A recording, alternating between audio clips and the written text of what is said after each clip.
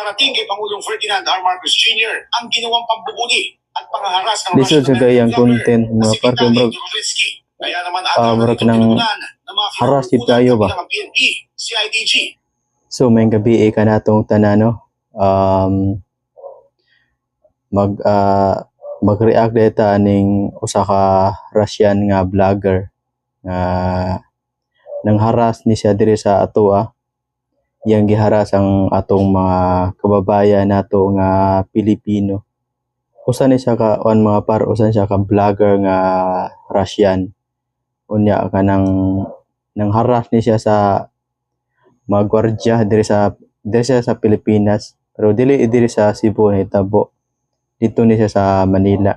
Pero ang iyang ingon niya nga content lang daw ang iyang ang ilang gibuhat ba content ra kuno, pero kung content magani dapat sa paibaw-on sa niya ang tao nga iyang ma-appeal niya sa iyang content nga dili sad makalitan ba.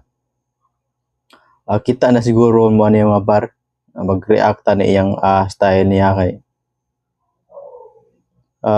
nasa uban nga tagalaing nasod nga mo ani nga sa tua diri sa Pilipinas.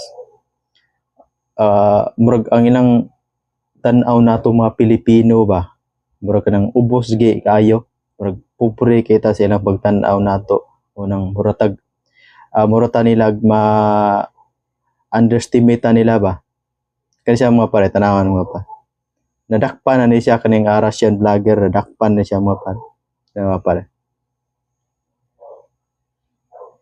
Pagprotekta sa sambayanan laban sa anumang klase ng harassment o bullying. Kasunod ito ng pagkaka-aresto sa nag-viral na Russian-American vlogger na si Vitaly Sidorovetsky. Narito po ang report. Protektahan ng sambayanan laban sa anumang klase ng harassment at bullying. Ito ang binigyan din ng Malacanang matapos ang nag-viral na Russian-American vlogger na kalaunay na aresto at nakatakdang ipatibor sa kanyang bansa. Ayon kay Presidential Communications Office Palace Press Officer Undersecretary Atty. Claire Castro, nakarating kay Pangulong Ferdinand R. Marcos Jr. ang ginawang pambubuli at pangaharas ng Russian-American vlogger na si Vitaly Sidorovetsky. Kaya naman murag ng haras yun kayo ba? PNP, CIDG at Bureau of Immigration. Giit ni Castro, dapat na magsilbi itong aral sa iba pang content creator, mapapanyaga o lokal man, at alalahanin na may kaakibat na responsibilidad at obligasyon ng bawat karapatan Dili sa Mayo yung gibuhat dun. sa kapwa at bansang kinaroroonan. Mura siya, mura naman hinuo siya nagtama ng kalakihan.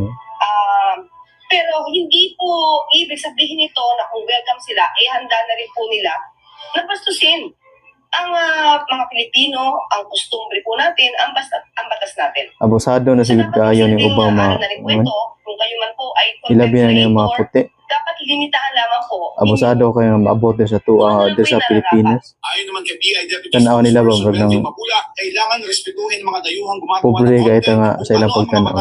Sa Pilipinas, bagamat isolated case umano, ang nangyari, malaking tulong din ito sa mga tauhan ng BI na tiyakin ang dahilan o purpose ng pagpunta ng foreigner. Posible na umano ngayong buwan mapatiport ang naturang vlogger, pero nakadepende pa ito sa magiging proseso na isasampang kaso ng PNP.